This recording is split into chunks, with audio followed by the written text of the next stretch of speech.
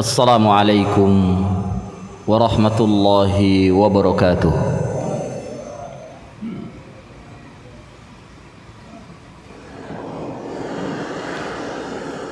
Innal hamdalillah nahmaduhu wa nasta'inuhu wa nastaghfiruh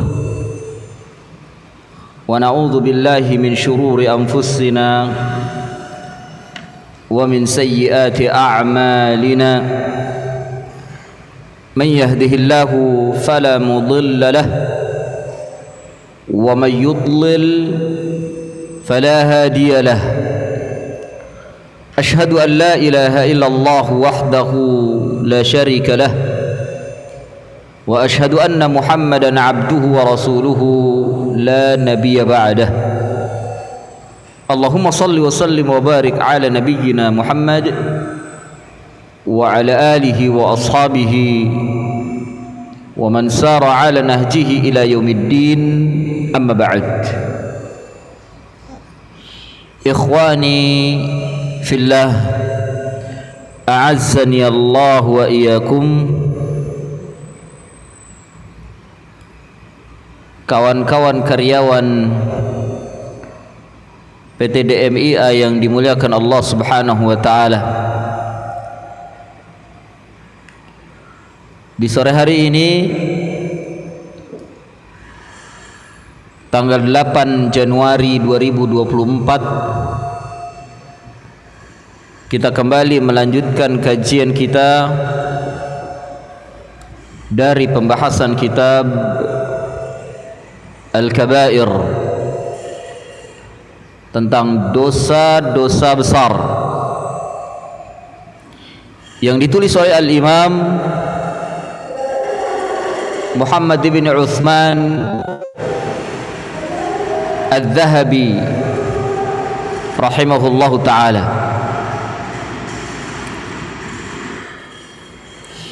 Dan sore hari ini kita sampai pada Al-Kabiratu Al-Thalithatu wa Sittun,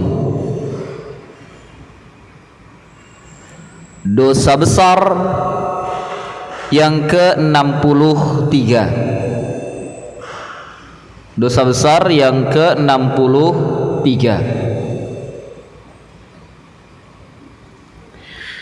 diletakkan oleh Al-Dhahabi, oleh Imam Al-Dhahabi rahimahullahu ta'ala.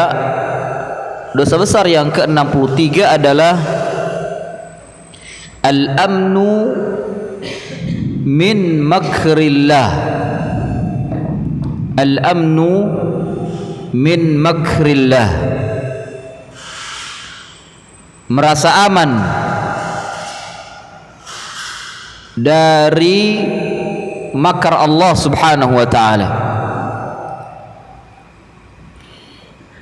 Ya ikhwani, dosa besar ini masuk ke dalam amalan hati, ya, amalan hati. Karena berbicara tentang perasaan, al-amnu, merasa aman. Kalau perasaan berarti tempatnya di mana? Al-qalb, di hati. Dan tidak ada yang tahu perkara hati kecuali hanya Allah Azza wa Jal. Kecuali hanya Allah Azza wa Jal. Oleh karena itu, perkara ini tidak bisa dijustifikasi kepada seseorang. Antum dosa besar. Kenapa? Karena telah merasa aman. Hati tidak bisa dijudge seperti itu. Ya, yang tahu hanya Allah Subhanahu wa ta'ala. Adapun penyebutan para ulama ini hanya sebagai tazkir, peringatan bahwa jangan sampai ada di dalam hati kita merasa aman dari makar Allah Subhanahu wa ta'ala. Artinya merasa aman dari balasan dosa-dosa yang kita lakukan, ya, dosa-dosa yang kita lakukan atau kemungkaran yang kita lakukan atau kezaliman yang kita lakukan, kita merasa aman. Ketika merasa aman dari dosa yang kita lakukan, sementara kita sadar kita telah melakukan perbuatan dosa, kezaliman atau merugikan orang lain, merendahkan orang lain, mencaci maki orang lain, kita tidak tertimpa balasan itu. Jangan dianggap atau jangan disangka bahwa Allah Subhanahu wa taala diam. Allah tidak tidur ya ikhwah. Dan Allah kalau membuat makar itu tanpa harus kompromi dan memberitahu kepada hambanya yang telah berbuat dosa. Ya, ini makar Allah Subhanahu wa taala. Contohnya ya ikhwah, berapa banyak daerah-daerah terutama di negeri kita tercinta ini, daerah-daerah baik kabupaten maupun kota atau desa atau kecamatan atau apapun yang kita anggap mereka tidak ada kemungkaran di dalamnya, yang kita anggap itu tidak ada apa-apa gitu, aman mereka itu, tapi tiba-tiba Allah Subhanahu wa taala menggetarkan dengan gempa bumi, atau tiba-tiba Allah timpakan dengan tanah longsor, banjir bandang. Padahal negeri ini menurut pandangan kita ini gak ada masalah gitu. Baik dari sisi sosial atau apapun, atau dari sisi agama, itu tidak ada masalah. Masyarakatnya fine-fine aja, baik-baik saja. Kok terkena musibah? Jangan sangka, bisa jadi mereka telah melakukan dosa dan maksiat pada waktu lampau,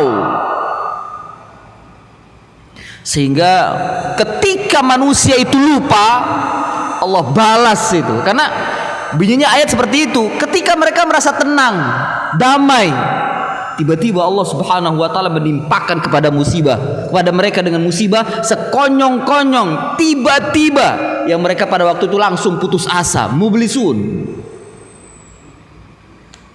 Ya mereka sendiri akan mengatakan, dosa apa kita? Loh, tidak tahu, mungkin dulu dia pernah berbuat dosa dan maksiat yang membuat murka Allah Subhanahu wa taala, lalu Allah tahan. Mungkin Allah punya maksud baik agar mereka kembali kepada Allah. Tapi ternyata mereka tidak kembali, mereka tidak bertobat. Ya sudah, dilupakan oleh Allah, diberikan istijraj, tiba-tiba Allah Subhanahu wa taala menimpakan musibah padanya. Ketika itu dia akan bertanya, dosa apa kita?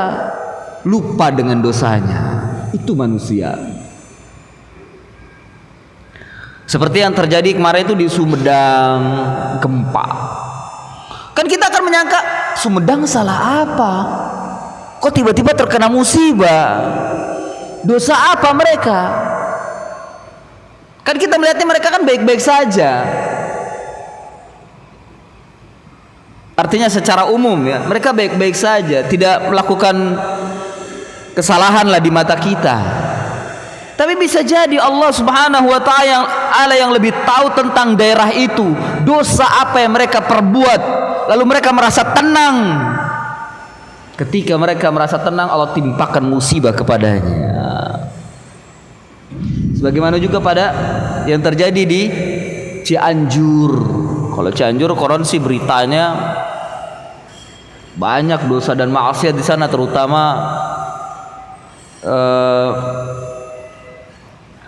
ya penjual seks komersial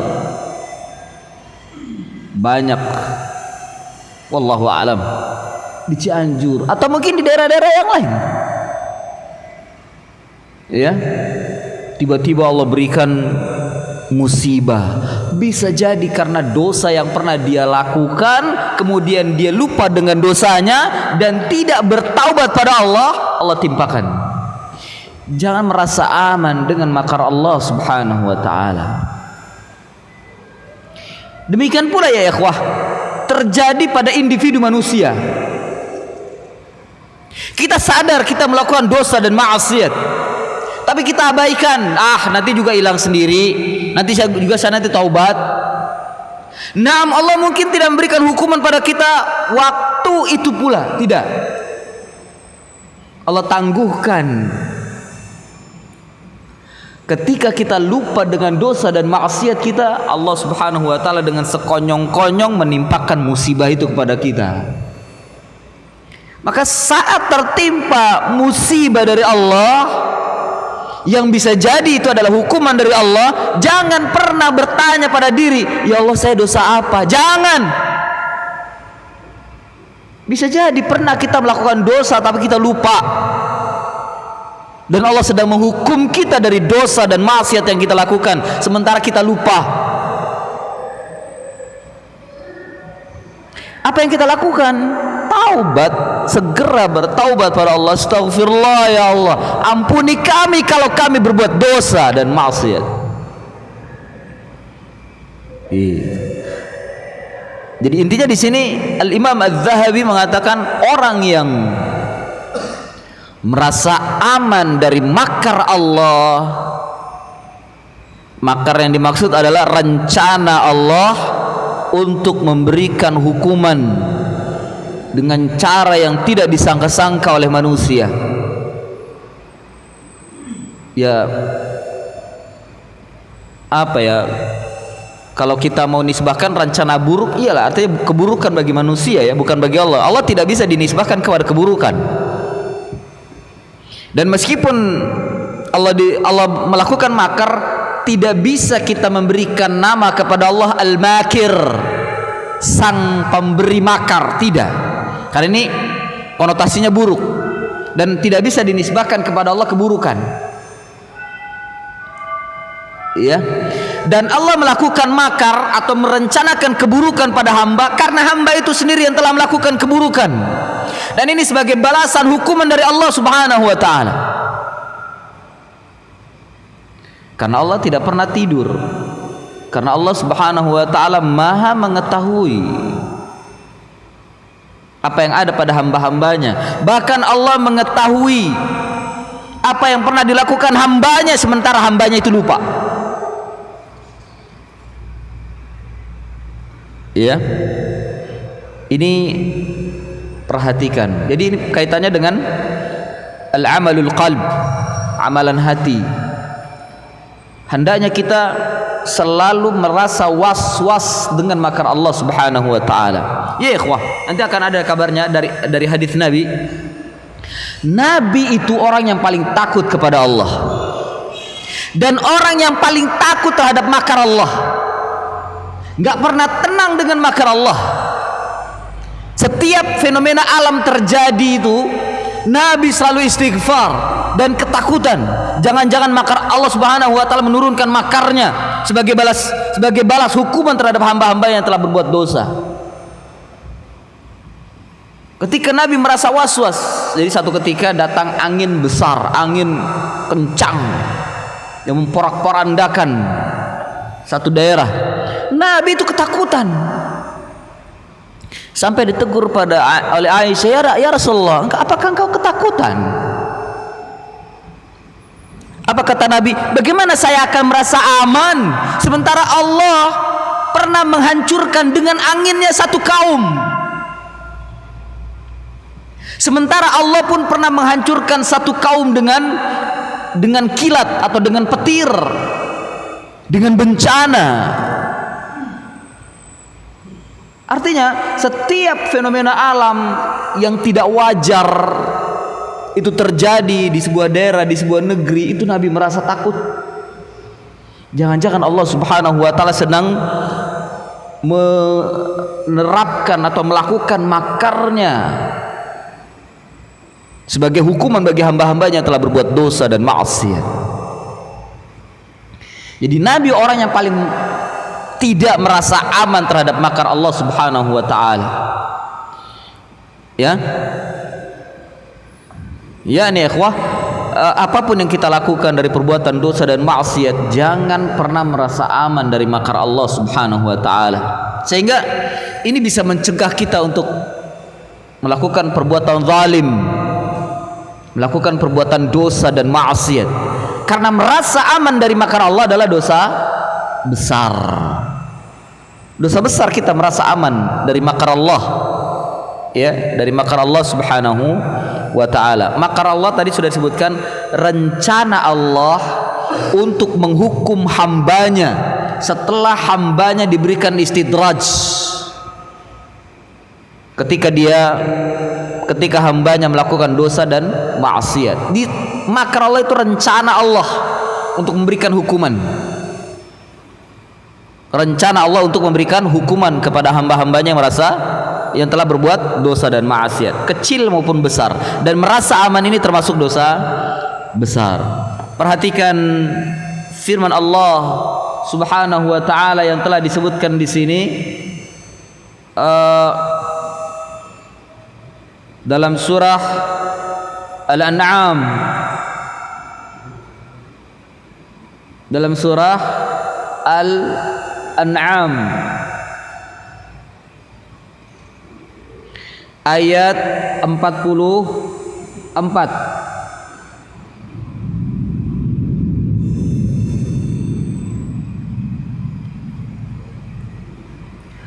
Allah Subhanahu wa ta'ala berfirman, falamma nasu ma dzukkiru bihi fatahna alaihim abwaba kulli syai'in hatta idza farihu bima utu akhadnahum baghtatan fa idza hum mublisun. Ketika mereka lupa, falamma nasu, ketika mereka lupa, ma dzukkiru bih, apa yang telah diberikan peringatan dengannya kepada mereka. Dzukkiru bih, lupa mereka, kemudian mereka melakukan dosa dan maksiat.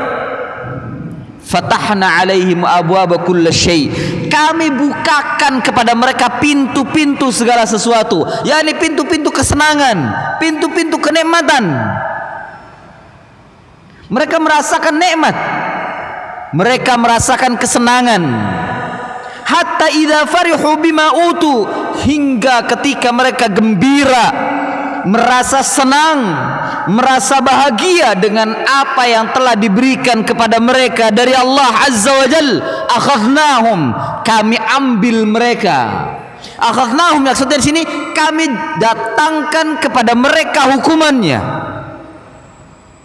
Baghtatan, dengan sekonyong-konyong, dengan tiba-tiba.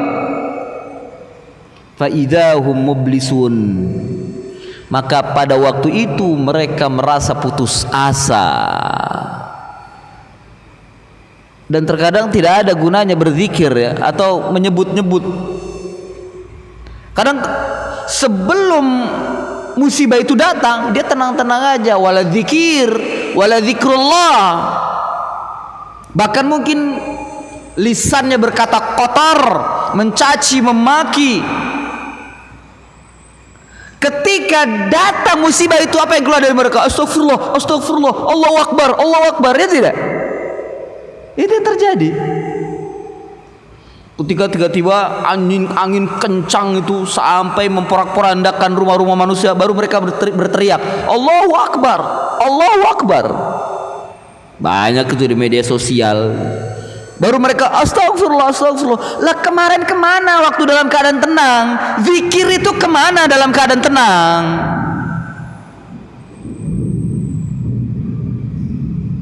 Seperti ini nih. Hujan, jangan merasa aman dari makar Allah. Hujan, gelap, petir, jangan merasa aman dari makar Allah. Maka senantiasa lisan kita berzikir pada Allah Subhanahu wa taala. Ya. ketika sudah diberikan semua nikmat oleh Allah Subhanahu wa taala, dia merasa aman dengan dosa dan maksiatnya. Dengan ribanya dia, nggak apa-apa kok dengan riba. Saya hidup makmur nih dari bank. Saya ini dari bank, nggak apa-apa kok, nggak ada azab. Masya Allah, hati-hati kata-kata itu. Nggak apa-apa kok, nggak ada azab. Saya tenang-tenang saja. Alhamdulillah sampai sekarang saya tenang, bahagia, biasa-biasa saja. Dan urusan saya dengan bank lancar. Ya, riba ya sesuai dengan kesepakatan kita aja. Masya Allah, tenang dia dengan riba itu. Tenang dia dengan riba itu, tenang. Dan dianggap itu dibolehkan. Dan dia mengatakan celakanya begini, kalau seandainya ini tidak dibolehkan cara ini, tentu saya sudah diazab. Nantang itu. Nantang itu. Tentu sudah diazab. Toh sampai sekarang belum datang azab Allah. Bahaya kata-kata itu. Bahaya kata-kata itu. Dia nantang makar Allah itu. Jadi jangan pernah menantang Allah. Ya. Dan ya kata-kata itu nyata, ada sebagian manusia ada. Ketika diingatkan, antum jangan makan riba, ini nggak boleh. Sampai sekarang saya sehat-sehat saja. Kita nanti antum akan celaka, riba itu dihancurkan sama Allah. Sampai sekarang saya tenang-tenang aja, usaha saya lancar, mana belum hancur. Masya Allah. Iya. Dia merasa tenang dengan makar Allah. Dan memang hidupnya makmur. Luar biasa, mewah. Dengan ribanya itu mereka tenang. Jangan disangka Allah tidak memberikan makar. Lihat ayat ini, lihat. Fatahna alaihim abwaaba kulli syai'. Kami bukakan pintu-pintu segala sesuatu itu. Hatta idza farihu bima utu, nanti tunggu ketika mereka sudah bahagia dengan apa yang diberikan oleh Allah.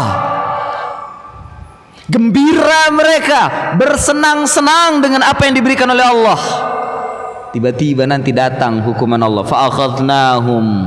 Mungkin sekarang belum. Masih ada orang yang mengingatkan.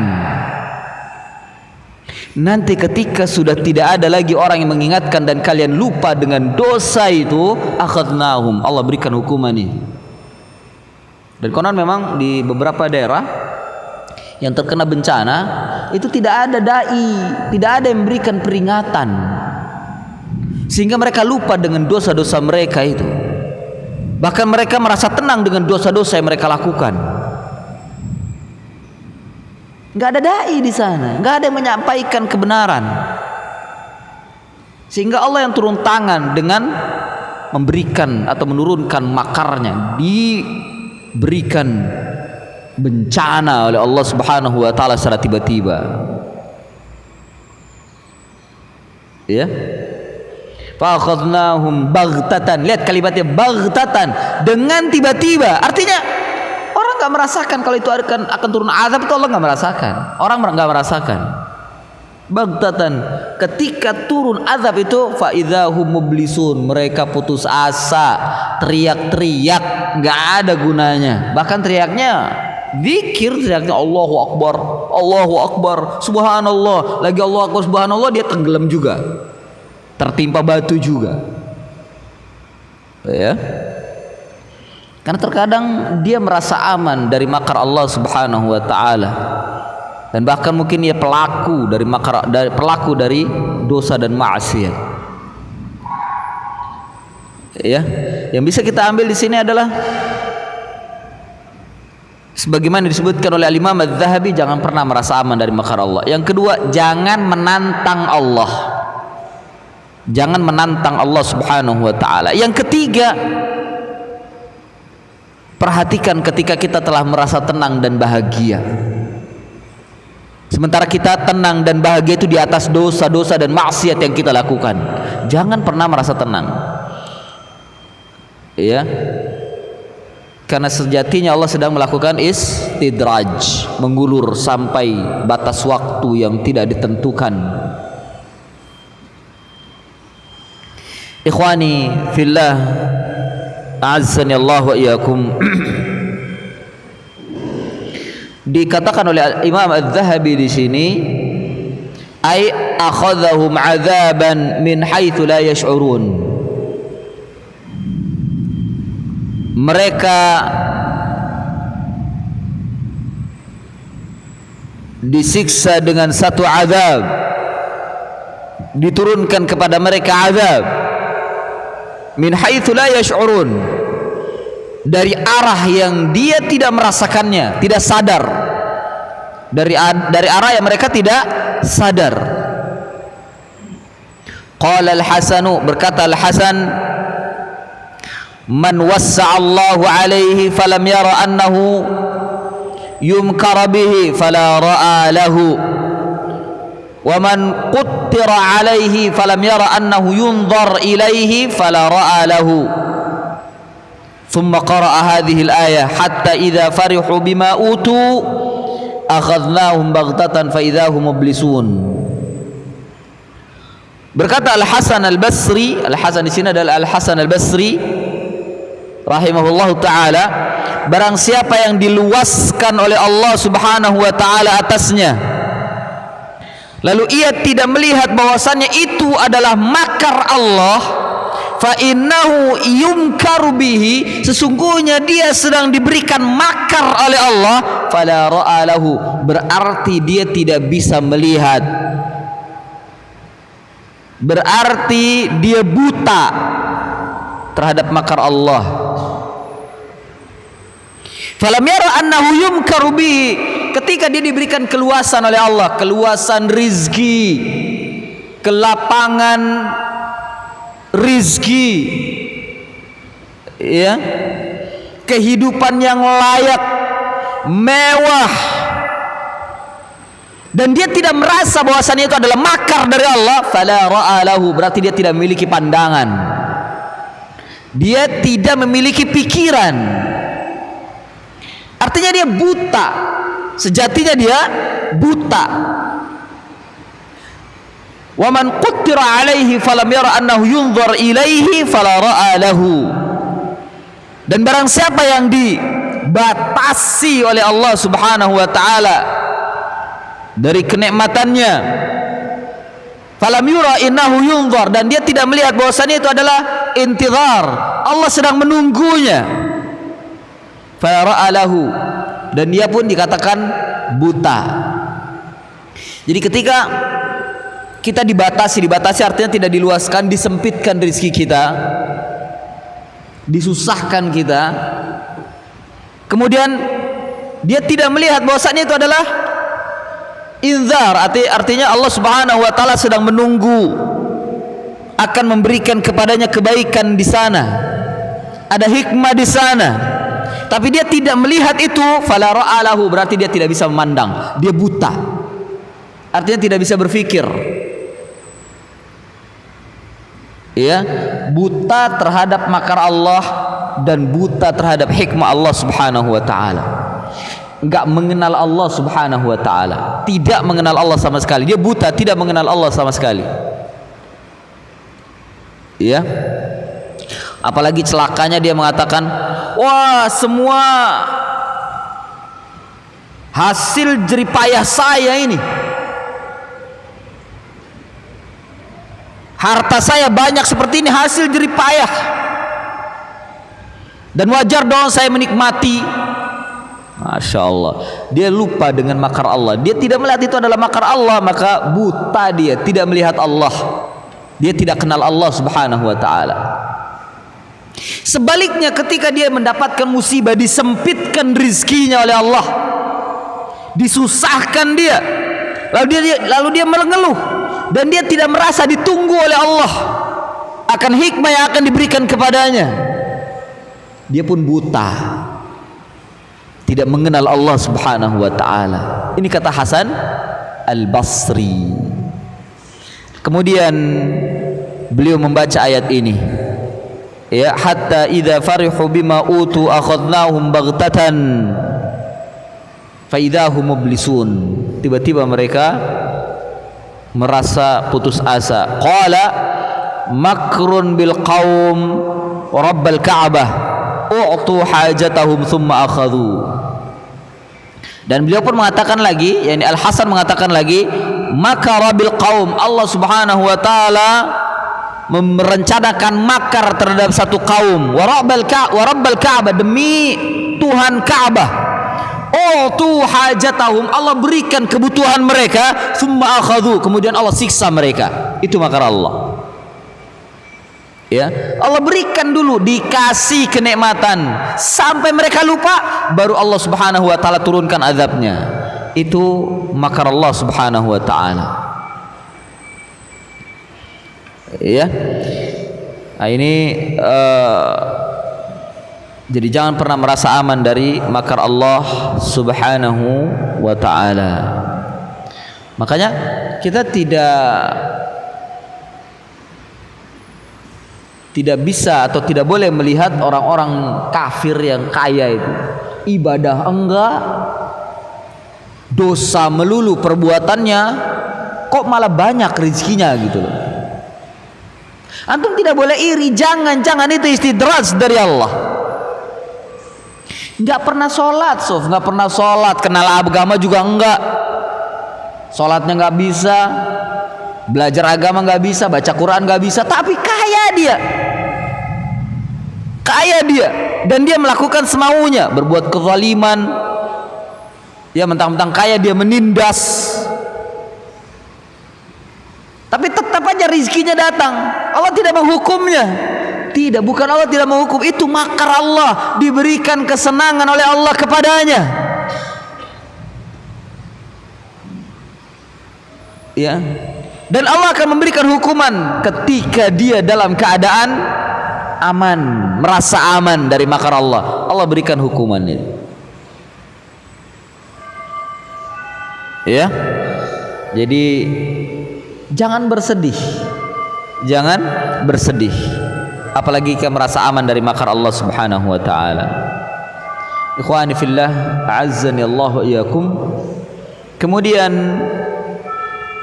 Al-Imam Adz-Dzahabi rahimahullahu taala membawakan hadis yang diriwayatkan oleh Imam Ahmad dari Uqbah bin Amir radhiyallahu anna Rasulullah sallallahu alaihi wasallam qala idza ra'aita Allah yu'ti al-'abda ma yuhibbu wa huwa muqimun 'ala ma'siyatihi fa innama dhalika minhu istidrajun. Thumma qara'a falamma nasu ma dhukiru bihi fatahna 'alaihim abwaba kulli shay'in hatta idza farihu bima utu akhadnahum baghtatan fa idahum mublisun. Dari Uqbah bin Amir bahwasanya Rasulullah sallallahu alaihi wasallam bersabda, apabila engkau melihat Allah memberikan kepada seorang hamba ma yuhibbu, apa yang ia senangi, apa yang ia suka, dalam hal ini mungkin harta, kebahagiaan, diberi oleh Allah, wa huwa muqimun ala ma'siyati, tapi dia tetap berada di atas kemaksiatannya. Dikasih bahagia dia tapi maksiat jalan terus.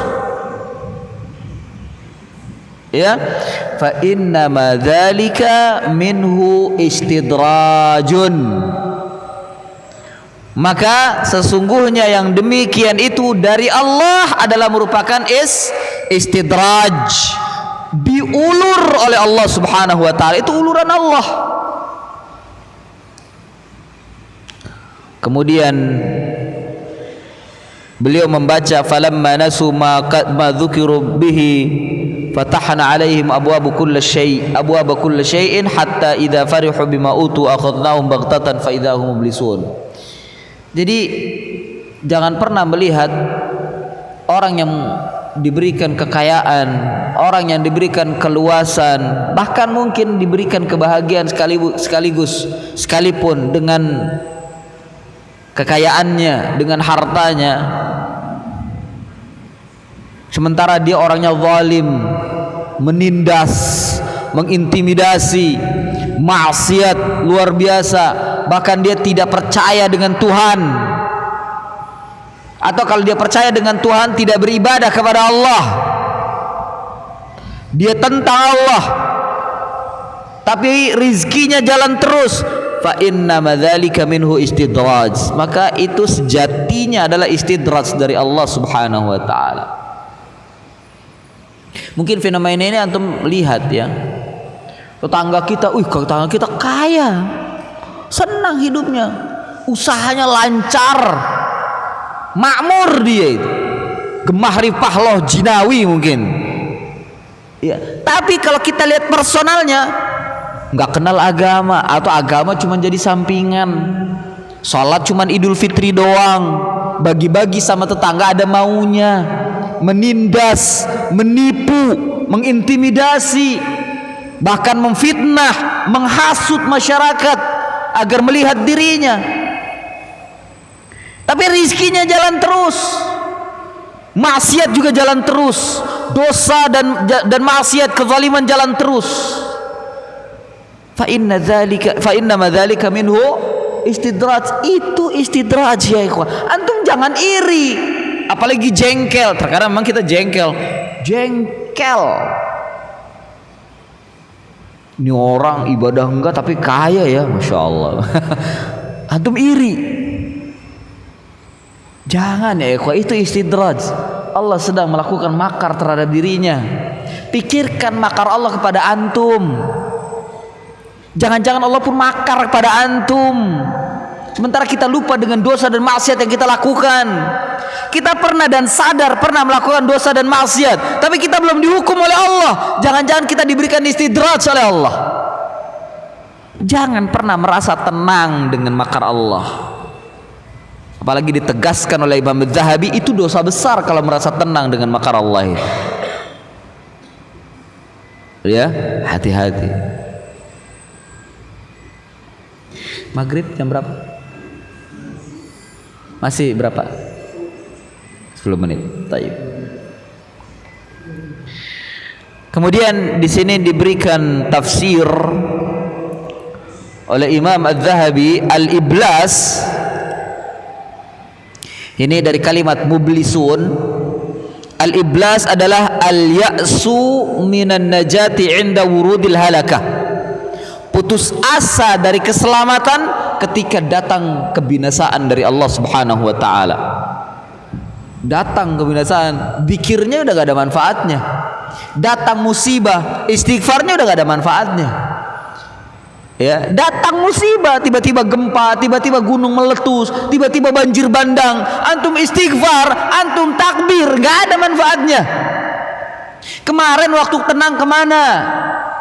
Itu orang-orang yang iblas, orang-orang mublisun, orang-orang yang putus asa.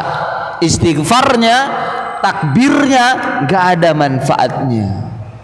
Fa innahum mublisun. Jadi kalau mau zikir, ya mulai dari sekarang. Kalau mau ingat, mau istighfar, mulai dari sekarang. Jangan nunggu musibah datang. Ketika datang musibah, ketika datang bencana, yang ini adalah merupakan bagian dari makar Allah, takbir antum, istighfar antum, khawatir jangan-jangan gak ada manfaatnya di sisi Allah. Dulu waktu tenang itu kemana? Waktu tenang gak istighfar, waktu tenang gak takbir, malah bersenang-senang. Ya, itu yang disebut dengan mublisun. Berkata Ibnu Abbas, wa qala Ibnu Abbas, ayyisu min kulli khair. Orang mublisun itu dia putus asa dari segala kebaikan. Lo istighfar kan baik, ya tidak? Takbir kan baik. Tapi dia putus asa dengan istighfarnya itu, putus asa dengan takbirnya itu ketika datang musibah. Itu yang dikatakan dengan mublisun. Putus asa dengan takbirnya. Loh, apakah nggak dapat pahala? Ya mungkin saya pahala kan urusan Allah ya, kita tidak tahu. Cuman Allah mengabarkan kondisinya dia gitu, dia ingat kepada Allah ketika musibah datang, itu mublisun. Makanya istighfarnya, takbirnya nggak ada manfaatnya. Itu dikatakan mublisun. Kebaikan yang dia lakukan pada waktu itu dengan berzikir istighfar, kebaikan yang dia lakukan dengan berzikir takbir Allahu Akbar, nggak ada faidahnya. Dia putus asa dan takbirnya, putus asa dengan istighfarnya. Itu yang dikatakan mublisun. Ayyisu min kulli khair, kata Ibnu Abbas, ayyisu min kulli khair, itu yang dikatakan mublisun. Wa qala Az-Zujaj, berkata Az-Zujaj, al-mublisu asyadidu al-hasaratul ba'isul hazin. Orang yang mublis adalah mublisus syadid, penyesalan yang sangat, putus asa yang amat sangat adalah al-hasarah, kerugian, al-ba'is, orang yang tertimpa kesusahan, al-hazin, dan sedih. Kerugian, susah, dan sedih. Dan dia tidak pernah berpikir bahwa dia akan selamat. Ya. Yang dia bisa cuma takbir, tapi takbir dengan putus asanya. Yang dia bisa istighfar, tapi istighfar dengan keputusasaan. Tidak ada timbul dari hatinya. Atau ada timbul dari hati tapi ya udah, mau apa lagi, gimana? Ya, ketika datang angin muter-muter yang begitu dahsyat menghancurkan rumahnya, dia takbir Allahu Akbar tapi sambil nangis. Istighfar astagfirullah tapi sambil nangis. Dan dia tidak mengharapkan, artinya kebaikan itu tidak bisa memberikan faidah bagi dirinya. Itu putus asa itu. Itu mublis. Ya, itu mublis. Nah, jangan sampai makar Allah kita alami seperti itu. Ya.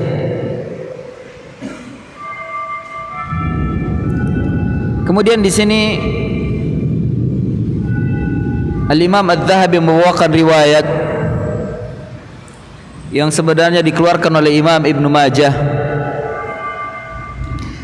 tentang makar Allah terhadap iblis.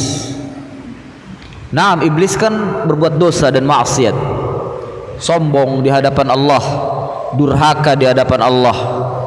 Kemudian iblis minta ditangguhkan untuk bisa hidup sampai hari kiamat. Sejatinya itu makar Allah. Allah mengatakan, iya, kamu termasuk orang-orang yang ditangguhkan. Itu makar Allah.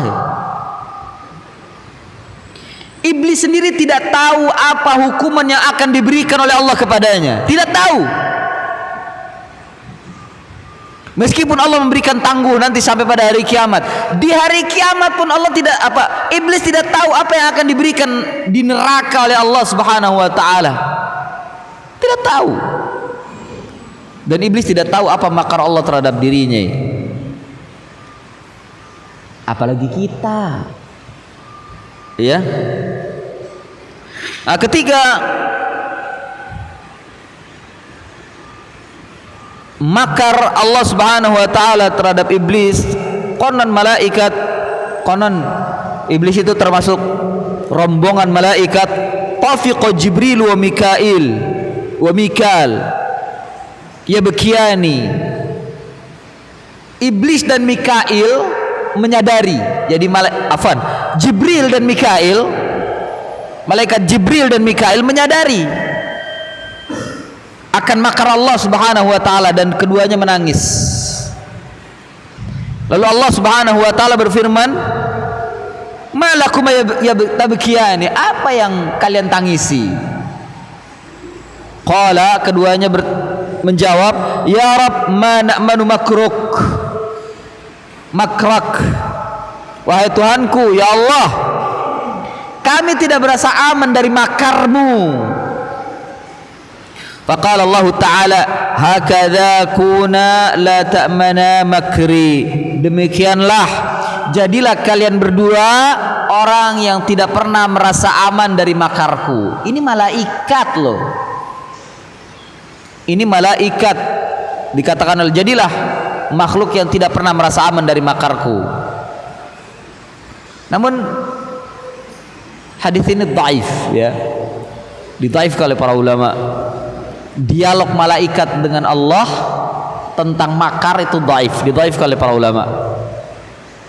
Demikian juga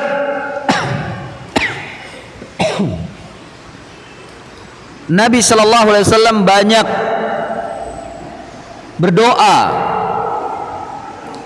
kepada Allah Subhanahu wa taala, ya muqallibal qulub, tsabbit qulubana ala dinik. Wahai zat yang bolak-balikan hati, tetapkanlah hati kami di atas agamamu. Ya, artinya apa? Rasulullah khawatir hatinya itu udah paling. Meskipun Rasulullah Nabi, Rasul pilihan Allah, tetap Nabi atau Rasulullah tidak pernah merasa aman dari makar Allah. Karena banyak ya ikhwah, orang-orang soleh, bahkan dia alim terhadap agama Allah, itu terbalik hatinya dan menjadi kufur. Banyak. Ingat kisah Bal'am bin Ba'ura. Bal'am bin Ba'ura ini orang solehnya dari Bani Israel, bahkan murid terdekatnya dari Nabi Musa. Alim dia, mengetahui Taurat. Bahkan Allah berikan keistimewaan. Kalau bahasa kita karomah. Apa karomahnya? Kalau dia berdoa, mustajab itu doa, nggak pernah ditolak oleh Allah. Saat itu juga terjadi doanya itu. Umpama berdoa, ya Allah butakan dirinya, seketika itu buta. Itu Bal'am Ba'ura itu. Doanya mustajab. Itu karomah yang diberikan oleh Allah kepada Bal'am bin Ba'ura itu. Apa yang terjadi? Di akhir hidupnya mati dalam keadaan kufur itu Bal'am bin Ba'ura itu. Padahal murid kesayangannya Nabi Musa, orang yang tahu tentang Taurat, tentang hukum-hukum Allah, diutus oleh Nabi Musa menemui raja untuk mendakwahkan raja. Tidak disebutkan raja siapa di sini. Yang jelas bukan Raja Firaun, karena Raja Firaun sudah ditenggelamkan. Apa yang terjadi? Dirayu dia itu, dikasih kekuasaan, dikasih jabatan, dikasih harta Bal'am Ba'ura itu, dan dia tunduk dengan harta itu. Dikasih kedudukan, didudukkan di samping raja sebagai penasehat, hartanya berlimpah. Diam itu, Tauratnya hilang, dan dia kufur, nurut dengan perkataan raja itu. Mati dalam keadaan kufur. Padahal murid terdekatnya Nabi Musa alaihi salatu wassalam, Bal'am bin Ba'ura. Makar Allah. Jadi jangan pernah merasa aman dari makar Allah. Maghrib. Taib. Sampai di sini mudah-mudahan ada manfaatnya kajian kita. Fa insyaallah pada pertemuan akan datang kita lanjutkan masih pada dosa besar yang ke-63 lanjutan. Wa sallallahu ala nabiyyina Muhammadin wa ala alihi wa sahbihi wa barik wa sallam. Subhanaka Allahumma wa bihamdika asyhadu an la ilaha illa anta astaghfiruka wa atubu ilaik. Wa akhiru da'wana anil hamdulillahi rabbil alamin. Wassalamu alaikum warahmatullahi wabarakatuh.